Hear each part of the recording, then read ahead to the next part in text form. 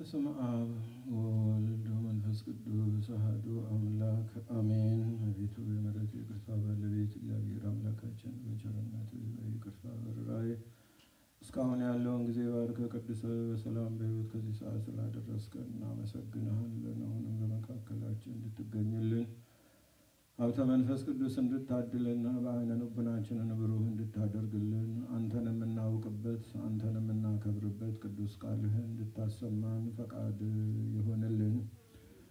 እንደምን ዋላችሁ? እንደምን አመሻችሁ?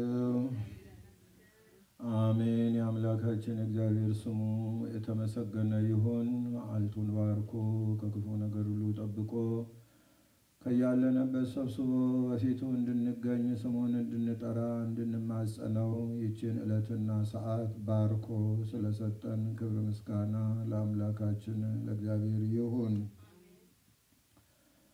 እንዴት ሰነበታችሁ? እንዴት ነው የትንሣኤ ሰሞን? መቼም እንግዲህ ምን ይጠየቃል በሉኝ። የ50ውን ቀን በአንድ ቀን እናካክሰዋለን አይደል? እና ጥሩ ነው። 50 ቀን ጾመን 50 ቀን እንበላለን።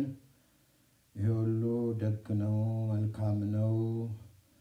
ስለዚህ እንግዲህ ከዚህ በፊት እንነጋገርበት የነበረውን ወደ ነገረ ሃይማኖት ተመልሰን እንነጋገራለን።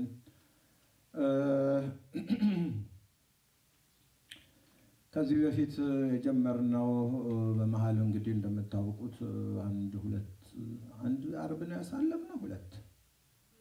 ሁለት ዓርብ ነው። ሁለት ዓርብ ይመስለኛል። ከዛም በፊት በነበረን ትምህርት አመፀኞች ተነስተው በእግዚአብሔር ቃል ላይ እግዚአብሔርን ቃል እያጭበረበሩ በራሳቸው አመፅ ብዙ ነገር ያደርጋሉና ለዛ ርዕስ ይሆነናል ብለን ያዝነው በአመፀኞች ስተት ተስባችሁ ከራሳችሁ ጽናት እንዳትወድቁ ተጠንቀቁ በሚል ነበረ።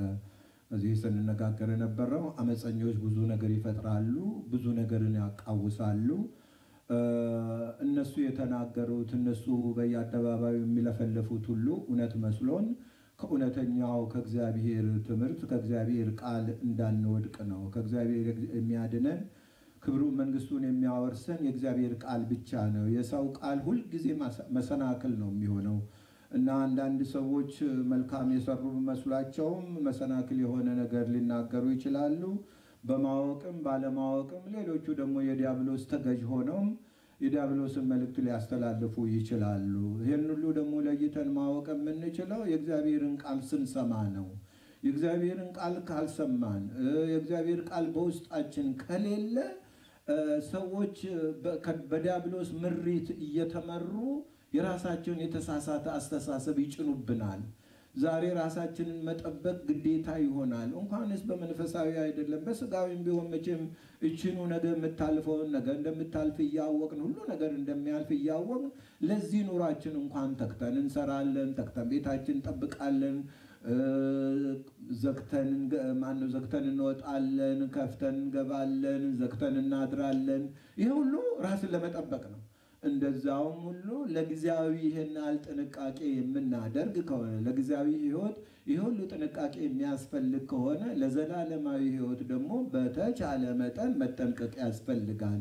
እና ዘመን የማያመጣው ነገር የለም። ዲያብሎስ ሆን ብሎ ቤተክርስቲያኒቷን ይታገላታል። ባለቤቱ አዟል። ምክንያቱም የሲኦል ደጆች አይችሏትም አለ እንጂ አይታገሏትም አላለም።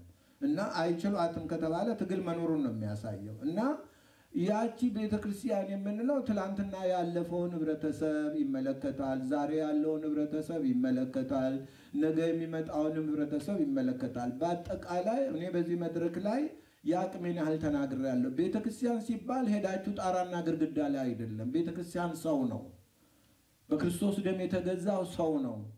እና ዲያብሎስ ጣራና ግድግዳን አይታገልም፣ ሰውን ነው የሚታገለው። እግዚአብሔር በፊትም እግዚአብሔር ባዘጋጀልን በእግዚአብሔር ክብር እንዳንኖር ያው ሁላችሁ የምታውቁት ነው። ያን ክብር አሳጣን። እግዚአብሔር ማሪ ደግ አባት ነውና ፍጠሩኝ ሳልላቸው ፈጥሬ እንዲህ አልተዋቸውም ብሎ ከሰማያት ወርዶ መስዋዕትነትን ከፍሎ ያን ሁሉ መከራ ተቀብሎ ወደ ነበርንበት ክብር መለሰን። ይሄን ሁሉ እያሰብን እግዚአብሔር ምን ያህል እንደሚወደን መቼም ሁላችሁም እንደምታውቁት እግዚአብሔርን ካዛዘኑት ፍጥረታት መካከል ሁለቱ ናቸው ሰውና መላእክት ማለት ነው ሁላችሁም እንደምታውቁት እነኛ ዛሬ በሰው ላይ ጠላት የሆኑት አጋንንት መላእክት ናቸው አጋንንት ተብሎ የተፈጠረ ነገር የለም አምፀው ነው አጋንንት የሆኑትና ልላችሁ የፈለኩኝ ለነሱ ሰው ልሁን እነሱ ልመልሳቸው አላለም ቀጥሎ እነሱ ስተው እኛን አሳቱን እኛ ግን እንደሳትን እንዳንቀር እግዚአብሔር ከሰማያት ወርዶ የኛኑ ስጋ ያንኑ ወራዳ ስጋችንን ይሄንን እንኳን ማመን አቅቷቸው መከራ ያሳዩናል ይሆና ሌላ ስጋ ነው እንዲ ነው የተጻፈውን ሳታውቅ የተጻፈውን ሳታነብ የተጻፈውን መቀበል አቅቶ እንደገና ሌላ ነገር ፈጥሮ ሌላ ስጋ ነው ማይሉት ነገር የለም ይሄ ሁሉ አስፈላጊ አይደለም ይሄን የተዋረደ ባህሪያችንን ለበሰልን ጌታ ሳይንቀን እነኚህ እኮ ትእዛዝ ያፈረሱ ኃጢአተኞች ናቸው ሳይለን እሱ ይቅር አለን ሰው ግን በዚህ መሃል ገብቶ የለም የኛው ስጋ አይደለም ንጹህ ስጋ ነው ምርጥሴ ስጋ ነው እንዲህ አድርጎ ነው ልዩ ዘርናት ምን ይሁሉ ዝባስ እንጂ እግዚአብሔር ያላለው መጽሐፍ ያልጻፈው ይሄ ነው በቃ ሰዎች በሚያመጡት አመጽ የተባለው ይሄ አመጽ ነው እግዚአብሔር የኛን ስጋ ነው የለበሰው ክብር ምስጋና ይግባ ያልናቀን ያልተጸየፈን እንዲህ ብሎ ማመስገን ሲገባ ሌላ ስጋ ነው ምን ተንታብሶ ያልነካው ነው ቅብጥርሴ ነው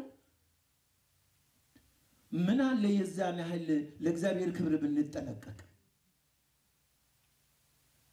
እናቱን እርሱ አክብሯታል በቃ ከዛ በላይ ወዴትም አትወስዷትም የደም አታደርሷትም ምንም የሷን ክብር ዝቅ የሚያደርግም የለም ከፍ የሚያደርግም የለም አንድ ጊዜ እናት አድርጎ ከፍ አድርጓታል ከዚህ በላይ ወዴት እንደምታወጡ አናውቅም ወደ አምልኮ ሊያወጧት በቃ ምን ማለት ነው ይሄ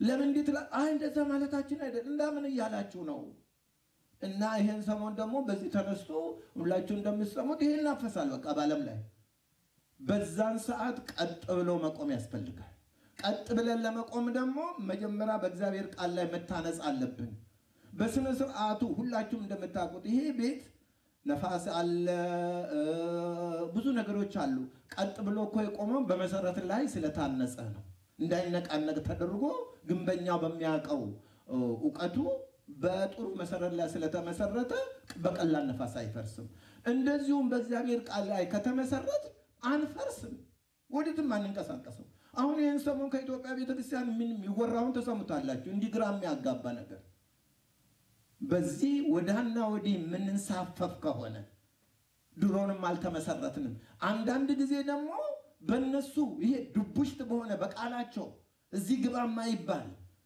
በቃላቸው ዱብሽት ታቁ እንደሆነ ፍግ ዝም ብሎ አሸዋ እንትኑ ጠራርጎ ነፋስ ጠራርጎ የሚወስደው ወይም ጎርፍ ጠራርጎ እንዲ ዱብሽት በሆነ ወይም ደግሞ ወፍ ዘራሽ በሆነ ቃላቸው ላይ ተመስርተን እንዲ ተናወጠ ህብረተሰቡ ማለት ነው በእውነተኛ ቃል ከተመሰረት መሰረቱ ክርስቶስ ከሆነ ወደትም አትነቃነቅም ቀጥ ብለህ ነው የምትቆመው ቀጥ ብሎ ማቆማቀቷቸው እንዲ በቃ ተተረማመሱ ይሄን ሰሞን የዓለሙ ቤዛ የዓለሙ መድኃኒት ስንት ነው አንድ ሁለት ቤዛ ልታረግ አትችልም አንድ የዓለሙ መድኃኒት ዓለም የዳነው በፍጡር አይደለም በፈጣሪ ይሄን ታናጋዋለ ዓለም የዳነው በፈጣሪ እንጂ በፍጡር አይደለም ቤዛ ለዓለም ሆኖ የተሰቀለው ኢየሱስ ክርስቶስ ብቻ ይሄ እንዴት እንደገና እንደ አሕዛብ ምንም እንዳልሰማን ተደርጎ ይሄ ሰውን ግራ ያጋባል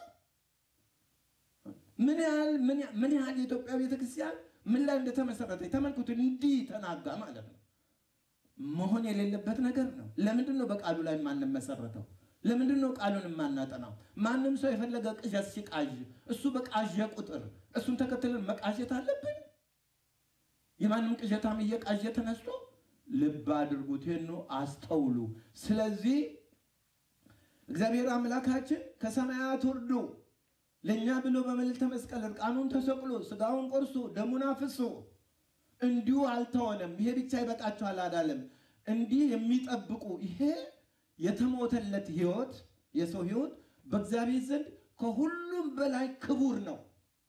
ለምን? በደሙ ነው የገዛው። በገንዘብ እኮ አይደለም የገዛው፣ በወርቅ አይደለም እኮ የገዛው፣ በገዛ ደሙ ነው የገዛውና ይሄ በእግዚአብሔር ደም የተገዛው ሕይወት የሰው ሕይወት ክርስቲያን ማለት ነው ክቡር ነገር ነው። ክቡር ነገር ነው። ሊጠበቅ የሚገባ እንክብካቤ ሊደረግለት የሚገባ ነው።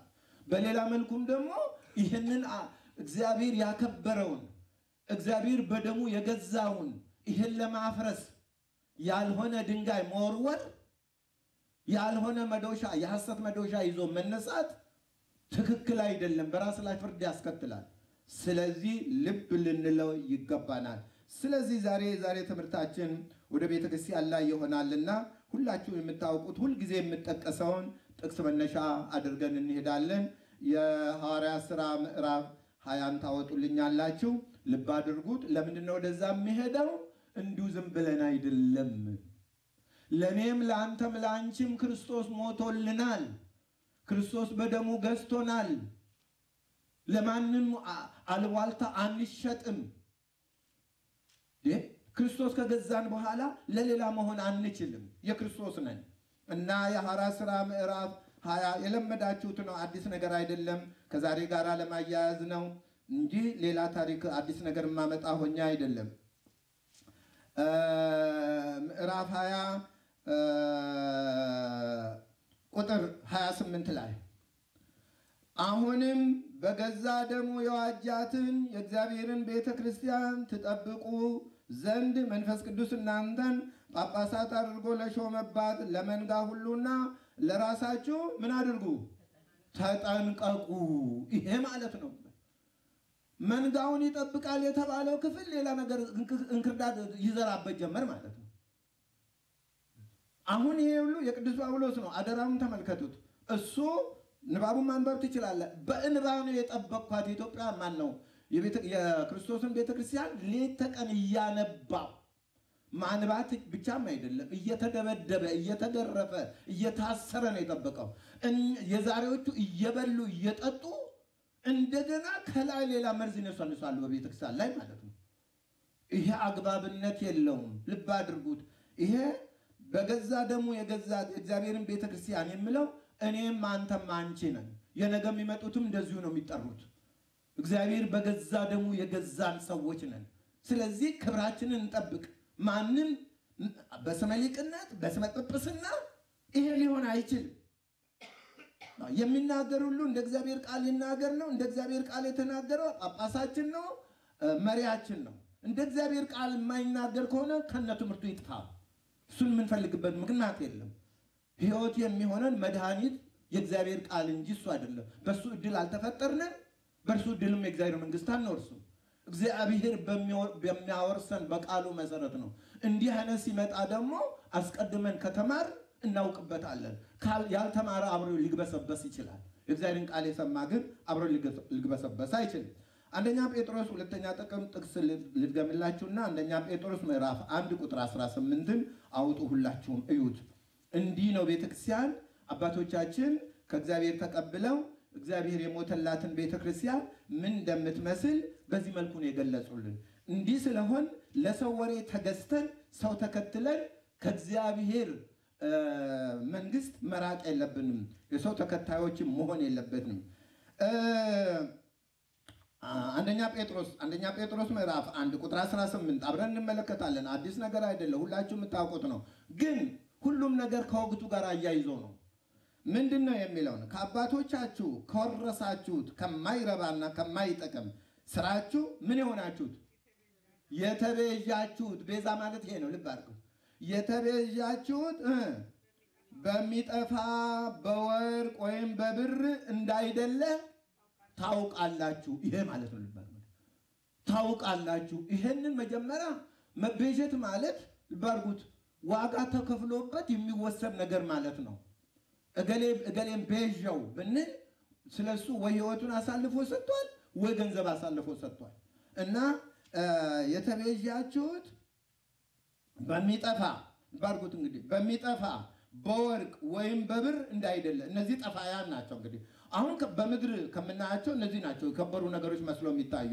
በእነዚህ አይደለም ማለት እንግዲህ ልባርጉት እና ከዛ በላይ ነው ዋጋችን ማለት ነው እኛ ለተበየንበት እኛ ለተገዛንበት ዋጋ አይገኝለትም ምድራዊ ዋጋ አይገኝለትም ይሄንን ካወቅን ራሳችን ማክበር የምንችለው ይሄንን ካወቅን ነው ክርስትናን መውደድ የምንችለው ይሄንን ካወቅን ነው የክርስቶስ ፍቅር የሚገባን ክርስቶስን ከማንም ጋር አናነጻጽርም ከማንም ጋር ንጽጽር ውስጥ ማይገባም እንዲህ ከሆነ ክርስትና አማኒ እንኳን አይልም እንዲህ ፍጡሩን ከፈጣሪ ጋር አስተካክሎ እንደ ፈጣሪ አድርጎ ማቅረብ አማንነት ወይንም ክርስትናን ያልሰማን መደዴ ዝም ብሎ ከማባ አልቦ ሰዎች የጫኑበትን ተጭኖ የሚሄድ ነው እና እንዳይደለ ታውቃላችሁ እና ነውር እና እድፍ እንደሌለው እንደ በግ ደም በክርስቶስ ክቡር ደም ነው እንጂ በዚህ ነው የተዋጀነው ጂናት ቤተክርስቲያን በዚህ ነው የተዋጀነው ነው የሚለው ማለት ነው እና በዚህ መሰረት ካየን ልብ አድርጉት ቤተክርስቲያን የምትለው አካል ትላንትና የነበሩትን ሰዎች ተመልክቶ ስለነሱ አይደለም ይነግረን እስከ ለተምጻት የምንነሳ ሁሉ እዚህ ውስጥ ነው የምንካተተው እዚህ ውስጥ ከተካተት ጥቅሱ በሙሉ እኔንም አንቺንም ነገ የሚመጡትን ሁሉ ይመለከታል ማለት ነው እንዲህ እስከ ተመለከተን ድረስ በዚህ ዋጋ በማይገኝለት በክቡር ደም ተገዝተ በሰዎች ሸቀጣ ተገዝተ ሰዎችን ተከትለ አትቃሽ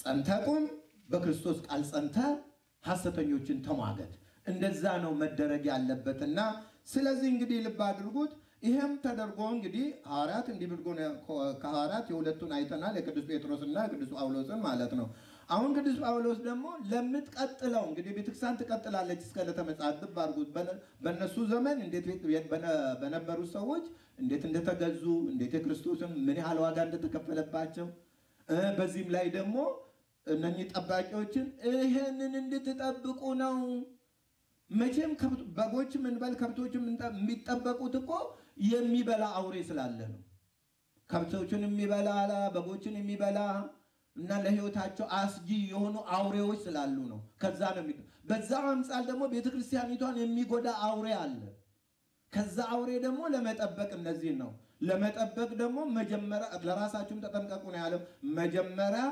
ለመጠበቅ ራሱ ታጥቆ ተዘጋጅቶ አውሬ መኖሩን አውቆ ተዘጋጅቶ መጠበቅ ያስፈልጋል እንዲሁ ዝም ብለው ተነስተው የዛሬዎቹ እንኳን መጠበቅ አይደለም እነሱ የሚፈጥሩት ስተት እነሱ የሚናገሩት ስተት ከታች ያለው ንብረተሰብ ጎዳ ባርጉት በጣም የሚያሳዝን ነገር ነው የጠመመውን ያቀናሉ የጎደለውን ይሞላሉ ተብለው የተቀመጡት እነሱ ራሳቸው ጠማማ ትምርት ማይሆን ነገር ይናገራሉ ማለት ነው ይሄ በጣም የሚያሳዝን ነገር ነው እና ስለዚህ ቤተክርስቲያን በብዙ እንድትጠበቅ በብዙ እንክብካቤ እንዲደረግላት ነው መጽሐፍ ቅዱስ የሚያዘው አብረን እንመለከታለን የዛሬ ርዕሰ የቤተክርስቲያናችን ማን ነው የትምህርታችን ርዕስ ምንድነው የሚለው ይሄ ክርስቶስ ለቤተክርስቲያን ያደረገላት ባርኩት መሞቱን ብቻ አይደለም ባርኩት እርቃኑን መሆኑን ብቻም አይደለም ይሄም አልበቃው ለለም ማለት ለለም እንዲሞትኩለት ህብረተሰብ ጠባቂ ያስፈልጋል በጠባቂነት የመደባቸውን ሰዎች እንመለከታለን ከነኚህ ሰዎች መካከል ዛሬ እዚህ ላይ ከመንጠራቸው መካከል በእኛ ቤት ካሉ ጥሩ ነው ከሌሉ እነማን ናቸው እነዚህ ምን እያደረጉ ነው ያሉት እንመለከታለን እንግዲህ ኤፌሶን ነው ንባቡ ያለውና ንባቡን አብረን እናነባለን ባጭሩ ምንድነው የሚለው እርሱ አለ እርሱ ያለው ኢየሱስ ክርስቶስን ነው ኤፌሶን ላይ ነው የምታገኙት እዚሁ እንትኑ ማን ነው ስክሪኑ ላይ ማየት ትችላላችሁ አሁን እዛ ባታዩም እዚሁ ላይ ስለጻፍኩኝ እዚህ ላይ ማየት ትችላላችሁ እርሱ ጸጋን ሰጣለ በርን ጸጋን ብዙ ጸጋ ነው ለቤተክርስቲያን የሰጠው ይሄ ሁሉ ለቤተክርስቲያን የተሰጠው ከቤተሰቦቹ ማለት ልባርጉት ከቤተሰቦቹ ከሚከተሉት የነበረው ማለት ነው ሐዋርያትን አንድ በሉልኝ ከቤተሰቦቹ ሐዋርያትን አንድ ግሩፕ ከነርሱም ነቢያትንና የወንጌል ሰባኪዎችን ሶስት ናደግ ነቢያትንና የወንጌል ሰባኪዎችን ሶስት ነው ጠባቂዎችንና መምህራንን ስንት ሆነ በአጠቃላይ አምስት ይሄ አምስት ግሩፕ ለምንድነው የተቀመጠው ቢባል ቤተክርስቲያን ይጠብቅ ይልኝ እንግዲህ ግሩፕ ነው ይሄ አንድ ሰው ሁለት ሰው ማለት አይደለም ግሩፕ ነው የተቀመጠው ግሩፕ ለምን ቢባል ቤተክርስቲያኒቷን ለመጠበቅ ቤተክርስቲያኒቷን ለመገንባት በቤተክርስቲያን ላይ የሚነሱትን አራዊት ለመከላከል እና ጠባቂዎች መምህራንን ሾመ አለ ለምን ባሉልኝ እንግዲህ ዛላ መልሱን ይሰጣቸዋል ለምን እነኚህን ሁሉ ሾመ ብሏል ቅዱሳን አለ ክርስቲያን ማለት ነው ይሄ ልብ አድርግ ቅዱሳን ለአገልግሎቱ ስራና አየው ስራ አለ ምን ሰራው በእምነት ላይ ጸንተን ምን ሰራው ቅዱሳን ለአገልግሎቱ ስራና ለክርስቶስ አካል ሕንጻ እንዲጸኑ ለስራና የክርስቶስ አካል ለመሆን ትምህርቱን የክርስቶስ አካል የሚያደርገን ስሩ የተባለውን ስንሰራ ነው የክርስቶስ ቤተሰብ የሚያደርገን ምክንያቱም ቅዱሳን አለ ለአገልግሎቱ ስራና ለክርስቶስ አካል ሕንጻ አማርኛው እንግዲህ አሁን ልባርኩ በሕንጻ አማርኛ ነው የመጣው አንተም ትገነባለህ አንቺም ትገነባለህ ያም ይገነባል እኔም እገነባለሁ ወዴት ነው አንድ ቤት ለመሆን ያ ቤት የማን ቤት ነው የክርስቶስ ምን ተብሎ ይጠራ የክርስቶስ አካል ትምህርቱ ማለት ነው እና እንዲጸኑ ካለ በኋላ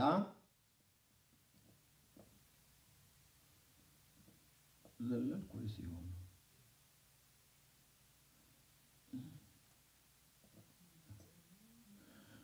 ሁላችን ባርጉት አሁን ተመልከቱት እዛ አምስት ግሩፕ ተጠቀምቷል አይደል የሚታነጹ ቅዱሳን ደግሞ ተቀምጧል አይደል ተጠቀለለና ሁላችን አለ ወንድ ሴት የለም ትንሽ ሕፃን የለም ሁላችን ምን በመሆን የእግዚአብሔር ልጅ ምን በማድረግ አንብሉኝ በሞት ምን በማድረግ በማመንና በማወቅ ይሄን የጎደለን አዮ ያዳነህን እንኳን ለይተሳጣው ድኛለሁ ትላለህ ያ ልጅ የእግዚአብሔር ልጅ በማመንና በማወቅ ሁለት ነገሮች ናቸው አይደለም እንዳካሄዱ የትኛው ነው መቅደም ያለበት እንዳካሄዱ ብናይ እዚህ ላይ የትኛው ነው መቅደም ያለበት ማወቅ ከማወቅ ውስጥ ነው ማመን የሚመጣው ስለዚህ በማመንና በማወቅ አለ እሺ ይሄ ምን ያደርገናል አንድ እስክንሆን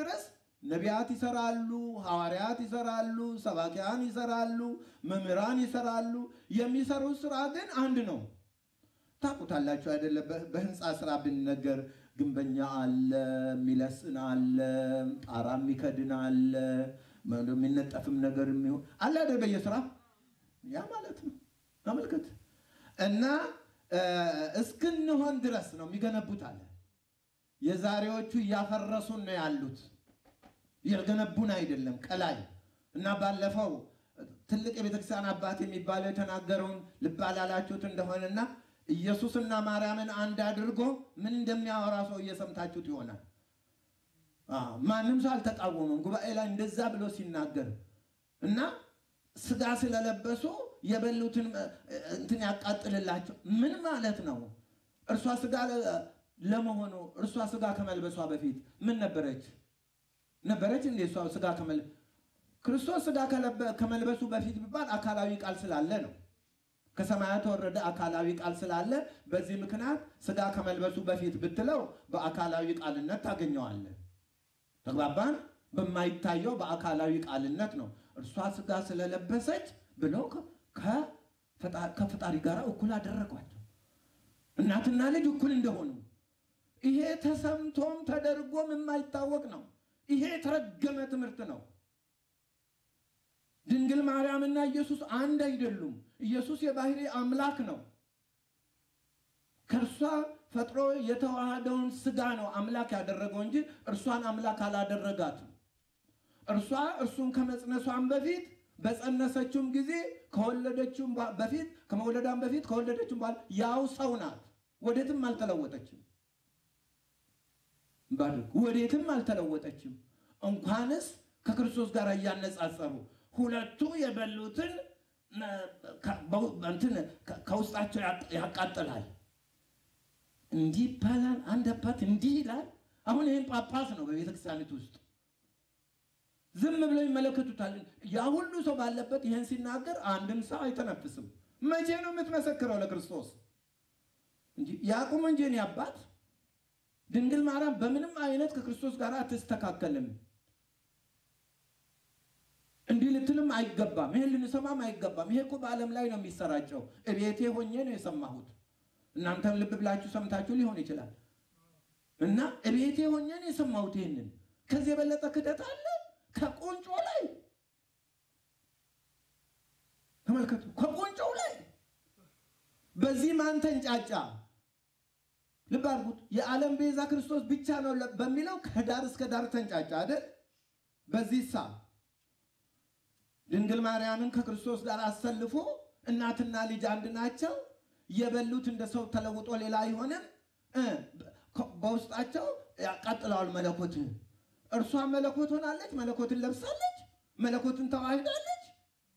እንዴት ነው እንዲህ የሚነገረው? እንዴት ነው እንዲህ የሚሆነው? በጣም ያሳዝናል። ለሃይማኖት ማይቀኑ ወይንም ደግሞ አይሰሙም መሰለ፣ ጆሮአቸው ደንዝዟል። እንዲህ አይነት ሰው እዛ ቆሞ መናገር አይገባውም። ሊወገዝ የሚገባ ይሄ ነው። ከዚህ በፊት አንዱ ጳጳስ ተነስቶ ማርያም ከሌለች ሥላሴ የለም፣ አብ ወልድ መንፈስ ቅዱስ መንፈስ ቅዱስ እንዲህ ብሎ ቀባጠረ። ዝም አሉት። ያሁኑን ያሉ አልተንጫጩም፣ ዝም። ከዚህ የበለጠ ለምንድን ነው ታዲያ ምድረ ጴንጤ እንዲህ አለ ገለ እንዲህ አለ ትልልኛለህ? ከላይ እንዲህ አይነት መርዝ የሚነሰንሱ እያሉ ማለት ነው። ልብ አድርግ። እንኳንስ ድንግል ማርያም አይደለም እርሱ የለበሰው ሥጋ አልተለወጠም። ያው ሰው ነው፣ አልተለወጠም። ተለውጦ አይደለም ሰው አምላክ የሆነው፣ ሳይለወጥ ነው። በዚህም ምክንያት እንደማንኛውም ሰው ሲበላ ሲጠጣ ሲተኛ ሲነሳ ሲደክም ነው የኖረው። አለበለዚያ መብላቱ ከቀረ መድከሙ ከቀረ ሰው የሆነበት ዋናው ነገር ከቀረ ተለወጠ ነው የሚባለው ማለት ነው። ውላጤ ደግሞ ሃይማኖት አይደለም። ለዚህም ነው ስላልተለወጠ ኢየሱስ ክርስቶስ አምላክም ሰውም ነው ምንለው ማለት ነው። አምላክ ወሰብ ብለን ምናምን ነው። ይሄ ነው እምነቱ። ይሄ የመላው ክርስቲያን እምነት ነው።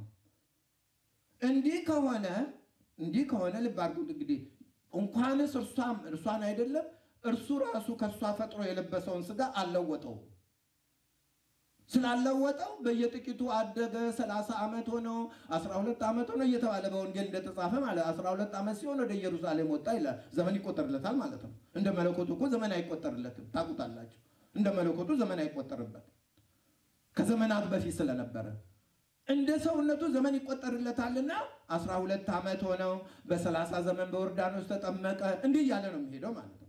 ይሄ ምንድነው? እያደገ ነው መጣው። እንደማንኛውም ሰው እያደገ ዕለቱን ተጸንሼ ዕለቱን ተወልጄ ዕለቱን ዓለምን ላድን አላለም። ቢያደርግ ይችላል፣ የሚከለክለው የለም። ግን በዚህ መልኩ ነው ይሄንን ስንመለከት የለበሰው ሥጋ እንዳልተለወጠ ነው የምንረዳው ማለት ነው። ባህሩን አልለቀቀም። በቃ በዛው ነው የመጣው። እነሱ አልፎ ተርፎ እርሷ እንደዚህ ሆና ሁለቱም ሥጋ ስለለበሱ ትንሽ የወይን እሸትና ስንዴ ይበላሉ። ማን ነው ያለው? ከየት መጽሐፍ ነው ያገኘው? እንዲህ አይነት መቀባጠር የሌለ ነገር መጽሐፍ ቅዱስ ዝም ባለበት ቦታ ላይ ዝም አይሉም እንዴ?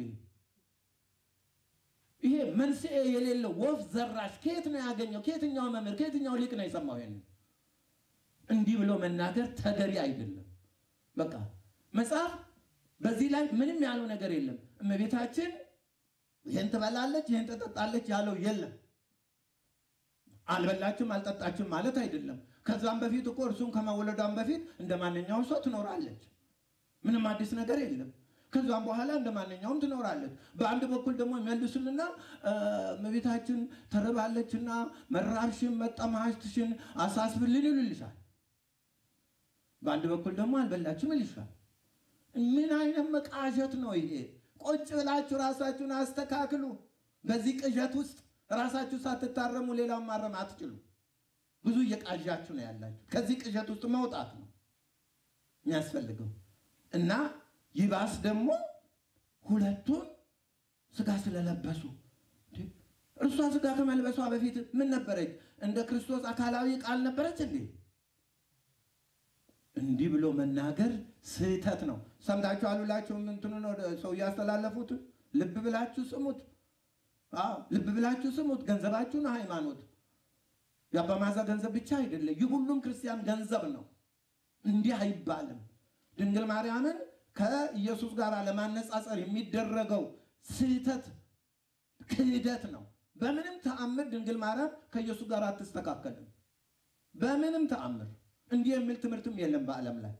በእኛም አልነበረም። አሁን እንግዲህ እያመጡ ነው። በእርግጥ ከዚህ በፊት ውስጡን ብዙ ያወሩ ነበር። ያ የልማድ ትምህርታቸው ስለተመታባቸው ነው አሁን ከታች ከላይ እስከ ላይ ድረስ የተራወጡት። ስለ ክርስቶስ ምን ነው አልተናገሩ? ምን ነው ይሄ ቃል ሃይማኖት አይደለም ወይ? ፍጡርን ከፈጣሪ ጋር ማስተካከልና እናትና ልጅ ብለው ሲናገሩ በዛ ላይ እንዴ ማንልም እንዴ ማልባልም ማለት አልነበረባቸውም? ራሳቸው ለፈጠሩት ራሳቸው ለፈለሰፉት ለፍልስፍና ለተረታቸው ሽንጣቸውን ገትረው ከዳር እስከ ዳር ታገሉ። ይሄ ስንፍና ነው። እና ልብ አድርጉት እንግዲህ የእግዚአብሔርን ልጅ በማመንና በማወቅ አንድ እስክንሆን ድረስ አለ። ያንተም የጳጳሱም የሊቀ ጳጳሱም የቄሱም እምነቱ አንድ ነው መሆን ያለበት። በማወቅ አንድ እንሆን ዘንድ አይደለም ነው። ሁላችንም ስንማር ነው የምናውቀው።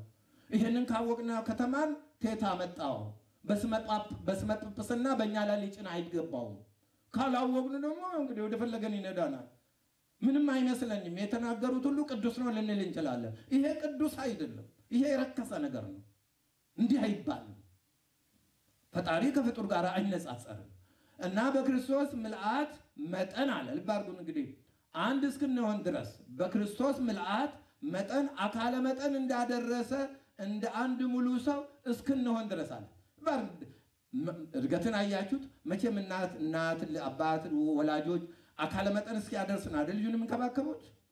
እኛም ራስ በክርስትና አካለ መጠን እስክናደርስ። አካለ መጠን ማድረስ ማለት የፈጠረህን ጌታ የሞተልህን ጌታ ያደረገልህን ቤዛነቱን በአግባቡ አውቀ በአግባቡ ከመሰከርክ አካለ መጠን አድርሰዋል ማለት ነው። አለበለዚያ ዝም ብለህ እንደ ሕፃናት እንደ ዝም ብለህ ሰው ጨርቅ ይዘህ ወዳና ወዲህ የምትል ከሆነ ከንቱ ነው የሚሆነው።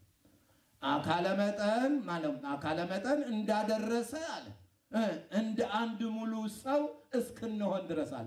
አንተም አንቺም አካለ መጠን የምናደርሰው በትምህርት ተገንብተን ክርስቶስን አውቀን የሞተልንን ቤዛችንን በማን እንደተገዛን የማን ንብረት እንደሆን ይሄን በማወቅ አንድ አካለ መጠን ማድረስ ነው።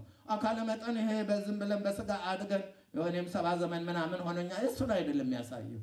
በትምህርት ተገንብቶ አካለ መጠን መድረስ።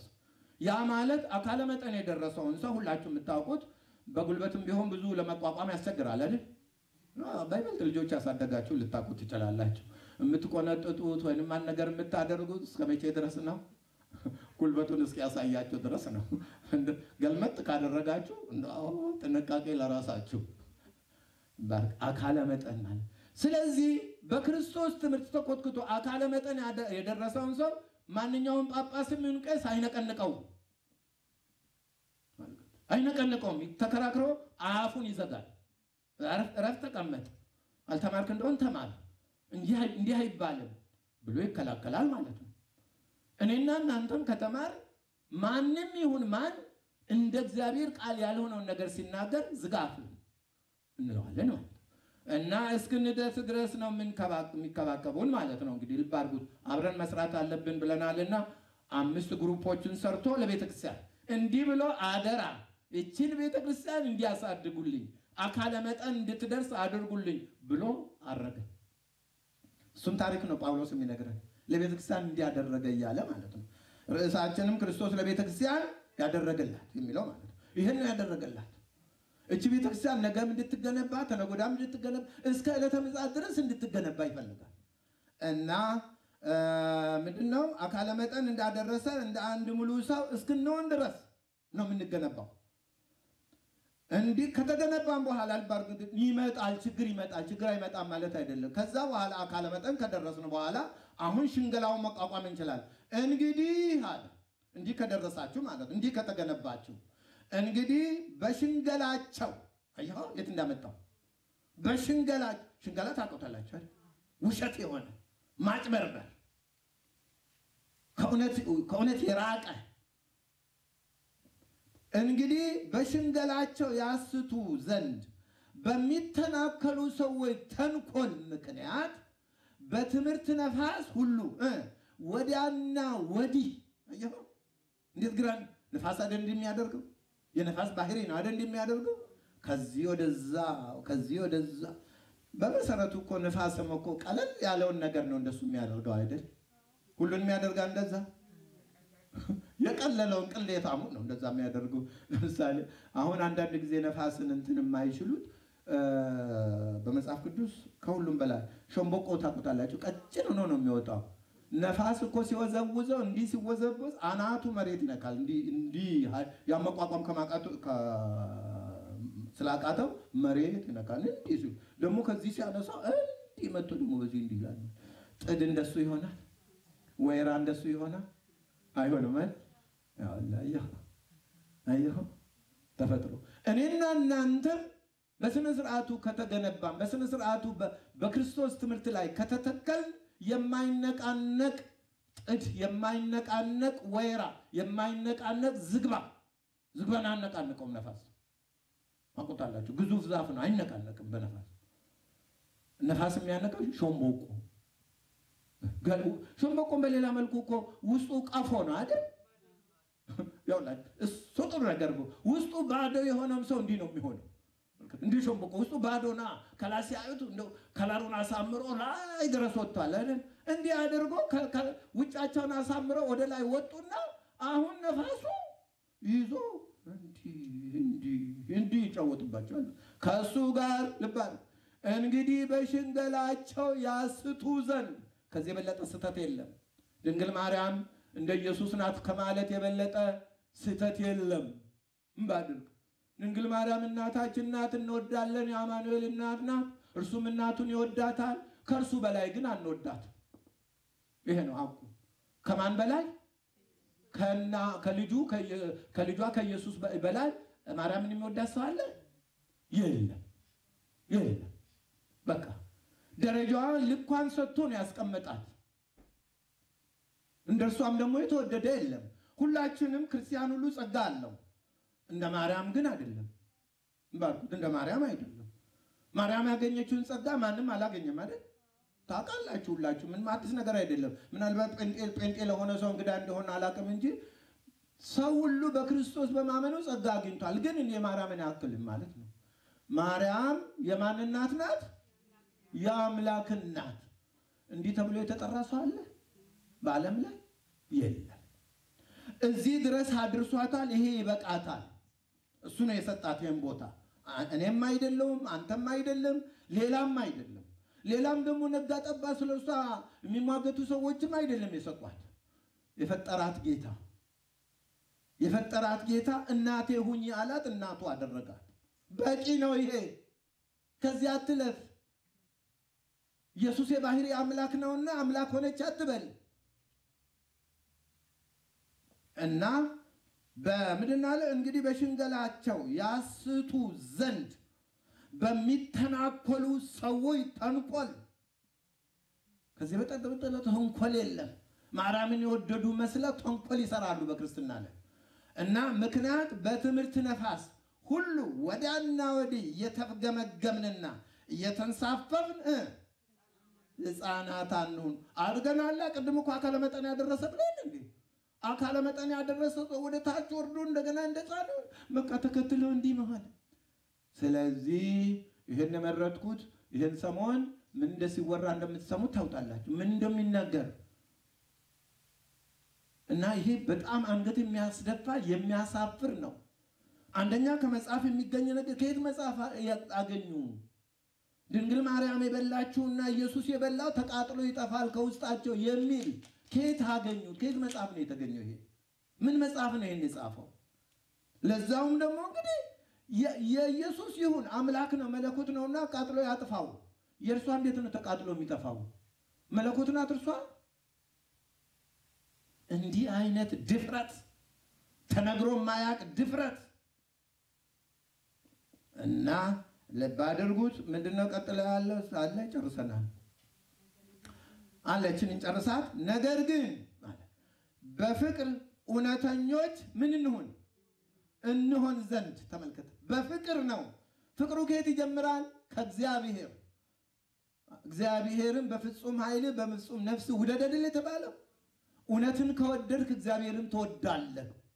እውነትን የምትቃወም ከሆነ አንተ የእግዚአብሔር ጠላት ነው፣ የእግዚአብሔር ተቃዋሚ ነህ።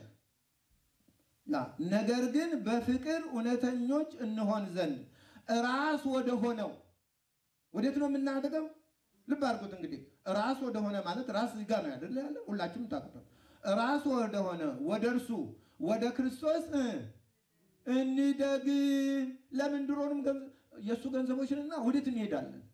ይሄ እኮ ነው ባለቤቱ። የማን ንብረት ነህ ስትባል እኔ የክርስቶስ ንብረት ነኝ በል። እኔ የገሌ ፍጡር ገንዘብ ነኝ አትበል።